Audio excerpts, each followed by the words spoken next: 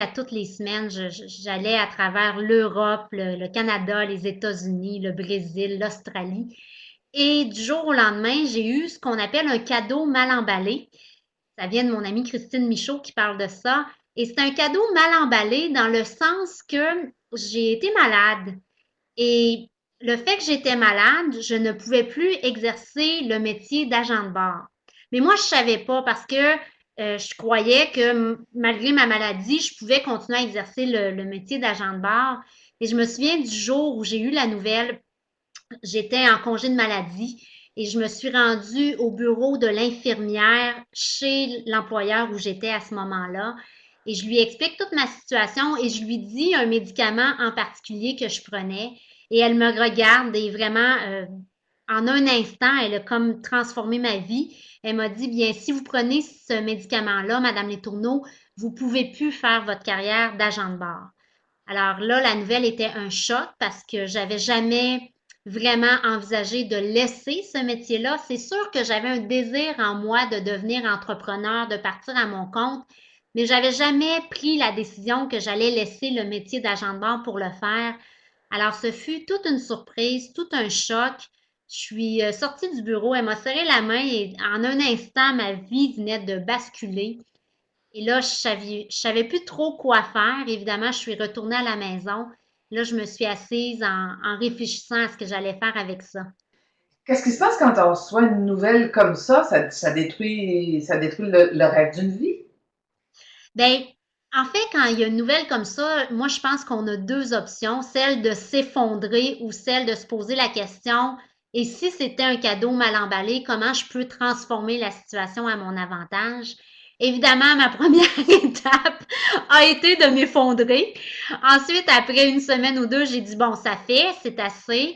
J'avais toujours eu le rêve de me lancer à mon compte. Alors là, je me suis posé la question, si cet événement-là était dans ma vie pour me faire réaliser que c'est le temps de prendre ma vie en main, de réaliser mes rêves, quels seraient mes rêves et qu'est-ce que je veux faire à partir de maintenant avec ma vie. Et c'est la réflexion que j'ai décidé de faire. Faites semblant jusqu'à ce que ça fonctionne et c'est ce que j'ai décidé de faire.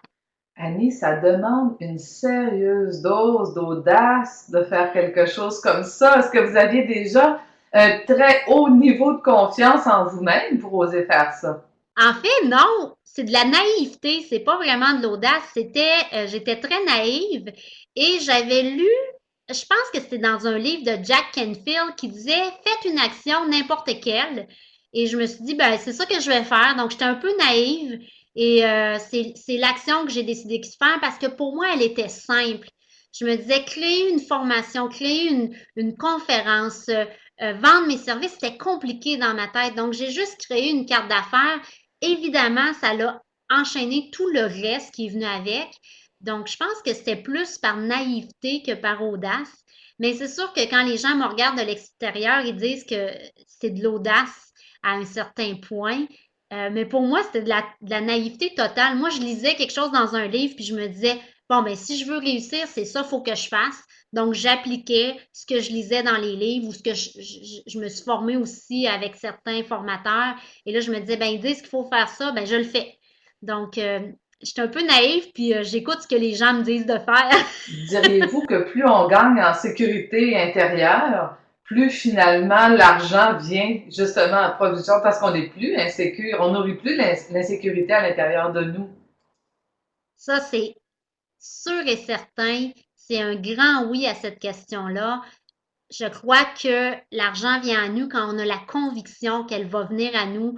Puis il y a un processus à faire à travers ça. Évidemment, moi, j'ai travaillé beaucoup, je coach des gens, mais à travers mon processus, je me suis fait coacher moi-même à maintes reprises et j'ai changé les croyances que j'avais par rapport à l'argent, entre autres la croyance que je pouvais pas faire de l'argent en faisant ce que j'aimais. Donc, je l'ai transformé et j'ai transformé la croyance pour dire avant, je croyais que faire de l'argent, c'était difficile et je l'ai transformé pour dire, ben, faire de l'argent, c'est de plus en plus facile.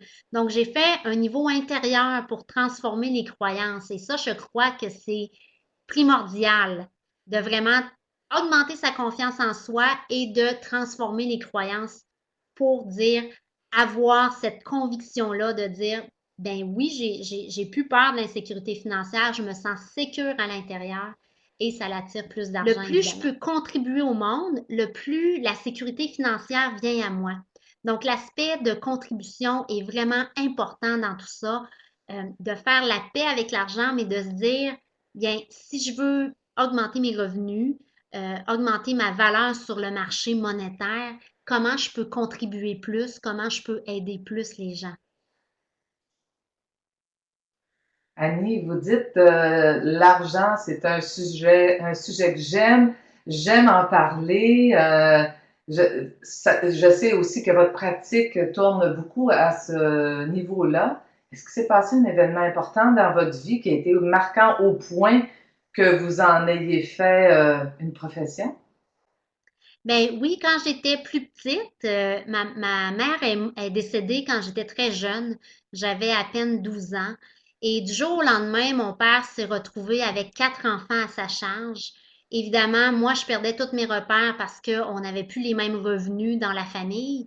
Et mes parents n'avaient pas pris d'assurance. Donc, vraiment, du jour au lendemain, on se retrouvait avec un seul salaire. Mon père qui devait subvenir pour 4 enfants.